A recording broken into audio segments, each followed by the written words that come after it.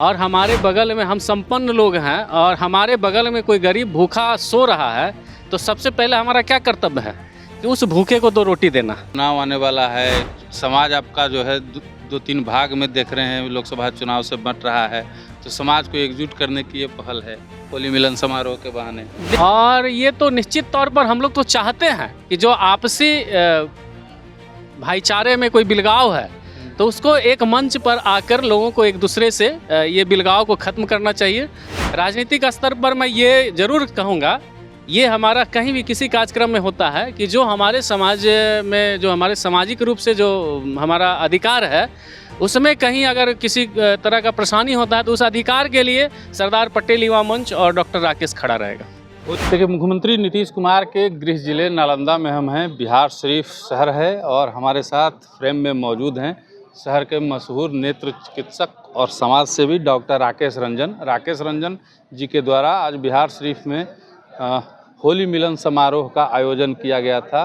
दरअसल राकेश रंजन शेखपुरा में इनका कार्यक्षेत्र है, बरसलीगंज के रहने वाले हैं और नालंदा में इनका जो है होली मिलन समारोह आयोजित हो रहा है। जानने आए हैं हम क्यों ये समारोह आयोजित हो रहा है। स्वागत है सर आपका। आपका भी बहुत बहुत स्वागत है, धन्यवाद। और आपके जितने भी दर्शक हैं आपके मगही न्यूज़ के, उनको भी मैं बहुत बहुत होली का शुभकामनाएं और धन्यवाद देता हूं। आपका जो सवाल है कि डॉक्टर राकेश नालंदा में क्यों होली मिलन समारोह कर रहे हैं, तो मैं आपसे बताना चाहता हूं कि नालंदा में बिहार शरीफ में भी मेरा घर है और हमारी जो पढ़ाई है इंटरमीडिएट तक बिहार शरीफ से ही हुई है। अच्छा। और हमारा बचपन भी बिहार शरीफ में काफ़ी गुजरा है और हम तो निरंतर बिहार शरीफ में ही रहे हैं, पले बढ़े हैं। और हम तो सिर्फ बिहार शरीफ में ही बंधे हुए नहीं हैं। हमारा समारोह सूरजगढ़ा में, लखीसराय में भी होता है, हमारा मुंगेर में भी होता है, हमारा जमुई में भी होता है, आप देखते हैं शेखपुरा में भी होता है, नवादा जिला में भी होता है, जहानाबाद में भी होता है। तो ये तो सरदार पटेल युवा मंच के माध्यम से हम लोगों को जो भी हमारे साथी लोग जहाँ पे आयोजन करते हैं कार्यक्रम का, वहाँ हम लोग कार्यक्रम को सफल करते हैं। लगातार समाज सेवा से जुड़े रहते हैं, निस्वार्थ भाव से हम देखते हैं कि समाज के किसी भी गरीब की बच्चे का जो है पढ़ाई नहीं हो रहा है, उसके लिए भी आप दे देते हैं फंड। उसके बाद आँख का ऑपरेशन भी लगातार देखते हैं हम कि कैंप लगा के करते रहते हैं आप। उद्देश्य कुछ है या फिर समाज सेवा ही आपका? देखिए, सब लोगों का अपना अपना कुछ ना कुछ उद्देश्य होता है। हर लोगों का, हर इंसान के पीछे कुछ ना कुछ उद्देश्य होता है। हमारा भी एक कर्तव्य है, सब लोगों का अपना कर्तव्य भी होता है, उद्देश्य के साथ साथ कर्तव्य भी होना चाहिए। हमारा कर्तव्य क्या है कि हम अगर अच्छे काम कर रहे हैं और हमारे बगल में हम संपन्न लोग हैं और हमारे बगल में कोई गरीब भूखा सो रहा है, तो सबसे पहले हमारा क्या कर्तव्य है कि उस भूखे को 2 रोटी देना। तो ये आज के दौर में जो समाज जिस दिशा में जा रहा है कि लोग क्या करते हैं कि रोड पे एक्सीडेंट हो गया और उसको सर्वप्रथम क्या काम है कि उसको उठाना, उसको अस्पताल भेजना। तो आज के दौर में लोग क्या करते हैं, उसका फ़ोटो बनाते रहते हैं, वीडियो बनाते रहते हैं, लेकिन उसको अस्पताल ले जाने का काम नहीं करते। हम लोगों आपके माध्यम से लोगों को संदेश देना चाहते हैं कि आप जिस रूप में भी संपन्न हैं, आपसे जो बन पड़ता है, थोड़ा सा भी मदद कीजिएगा तो आपके मदद के माध्यम से समाज के लोगों को इसकी लाभ मिल सके और तभी हमारे समाज में परिवर्तन होगा, तभी हमारे देश में परिवर्तन होगा। कहीं ऐसा तो नहीं ना कि चुनाव आने वाला है, समाज आपका जो है दो तीन भाग में देख रहे हैं, लोकसभा चुनाव से बंट रहा है, तो समाज को एकजुट करने की ये पहल है होली मिलन समारोह के बहाने? देखिए, ये राजनीतिक मुद्दा तो अलग है, हम लोग शुद्ध रूप से सामाजिक संगठन है हमारा सरदार पटेल युवा मंच। और ये तो निश्चित तौर पर हम लोग तो चाहते हैं कि जो आपसी भाईचारे में कोई बिलगाव है तो उसको एक मंच पर आकर लोगों को एक दूसरे से ये बिलगाव को ख़त्म करना चाहिए और लोग एक मंच पे आए, आपस में एक दूसरे से गले लगाए। होली का संदेश भी यही है कि आपस में जो भी है लोग एक दूसरे से मिले जुले, आपसी सद्भावना के साथ गले मिले और आपसी सौहार्द के साथ होली मनाएं।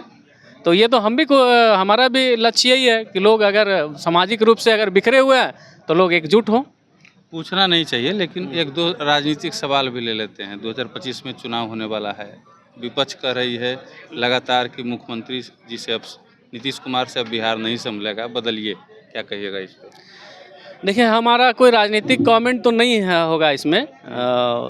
हम कोई राजनीतिक, हम पहले ही कह दिए कि ये सरदार पटेल युवा मंच की तरफ से एक सामाजिक कार्यक्रम आज था, तो इसमें आप सामाजिक कार्यक्रम के माध्यम से हमसे जो भी सवाल करेंगे मैं उसका जवाब दूंगा। राजनीतिक स्तर पर मैं ये ज़रूर कहूँगा, ये हमारा कहीं भी किसी कार्यक्रम में होता है कि जो हमारे समाज में, जो हमारे सामाजिक रूप से जो हमारा अधिकार है, उसमें कहीं अगर किसी तरह का परेशानी होता है तो उस अधिकार के लिए सरदार पटेल युवा मंच और डॉक्टर राकेश खड़ा रहेगा। होली जो त्यौहार है वो आपसी सौहार्द का है, बहुत ही पारंपरिक तरीके से खेली जाती है बिहार में, लेकिन कहीं ना कहीं अब एक होली में भी फुहड़ता जो है आते जा रहा है, कुछ चाहे कह लीजिए गानों के माध्यम से या समाज में जो लोग हैं उनके माध्यम से फुहड़ता आते जा रही है। इसको लेकर के क्या कहेंगे? देखिए, निश्चित तौर पर जो हम लोग का होली एक प्राचीन काल से चलते आ रहा हिंदू का एक महत्वपूर्ण त्यौहार है, और इस त्यौहार पे हम चाहेंगे कि लोग एक दूसरे का विद्वेष को दूर करें, ना कि विद्वेष बढ़ाएं। अगर कोई आदमी बहुत ज़्यादा होली में फूहड़ गाना बना के गा रहा है, बजा रहा है, जिससे दूसरे को कष्ट पहुंच रहा है, आप वैसा ही कोशिश कीजिए जो आप अपने परिवार के साथ, अपने फैमिली के साथ सुन सकते हैं, गा सकते हैं, वैसा ही कार्यक्रम आप समाज के साथ रखिए, कहीं कोई परेशानी नहीं होगी, है ना। तो हम चाहेंगे कि बहुत ज़्यादा फूहड़ कार्यक्रम नहीं हो, लेकिन जो परंपरागत रूप से चलते आ रहा है उसको जीवंत रखना चाहिए। और होली मिलन समारोह, होली में एक किसी को भी आहत करने का कोशिश नहीं कर, किसी को कष्ट देने का कोशिश नहीं करना चाहिए, है ना। कोशिश करना चाहिए कि सब लोग एक साथ हंसी खुशी के साथ, भाईचारे के साथ सब लोग होली को आनंद पूर्वक मनाएं। और जो ये हमारे हिंदू रीति रिवाज के हिसाब से साल का आखिरी दिन होता है होली, पूरे साल संवत समाप्त होता है तब होली होता है किसान मजदूर के लिए।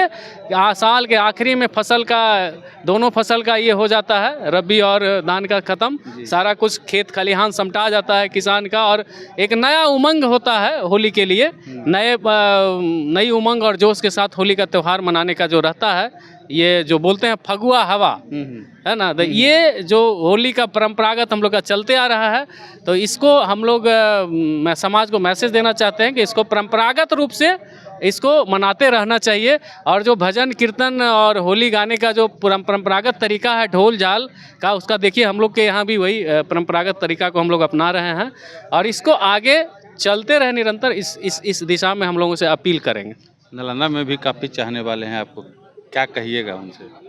हम तो सभी लोगों से यही कहते हैं कि आपसी भाईचारा के साथ होली मनाइए, आपसी विद्वेष को दूर कीजिए, और आप किसी का भी अगर आपसे संभव हो तो किसी का बुराई ना करके किसी एक आदमी का भलाई करके देखिए। अपने आप में इतना संतुष्टि मिलेगा, अपने आप में इतना खुशी मिलेगा, आपको लगेगा कि हमने कुछ किया है। आप जीवन में अगर आपसे आप तो अपना दैनिक कार्य तो कर ही रहे हैं, सब लोग कर रहे हैं, सबको जीना है, सबको करना है, लेकिन उसी दैनिक कार्य में अगर आपको मौका मिलता है किसी भी लोगों को मदद करने का, आप मदद करके देखिए। मैं आप लोगों से यही अपील करता हूं आपके चैनल के माध्यम से कि आप समाज के लोगों को आपसे जो बन पड़ता है वो मदद करके देखिए, आपको इतना अपार खुशी मिलेगा, उतना किसी काम में खुशी नहीं मिलेगा आपको।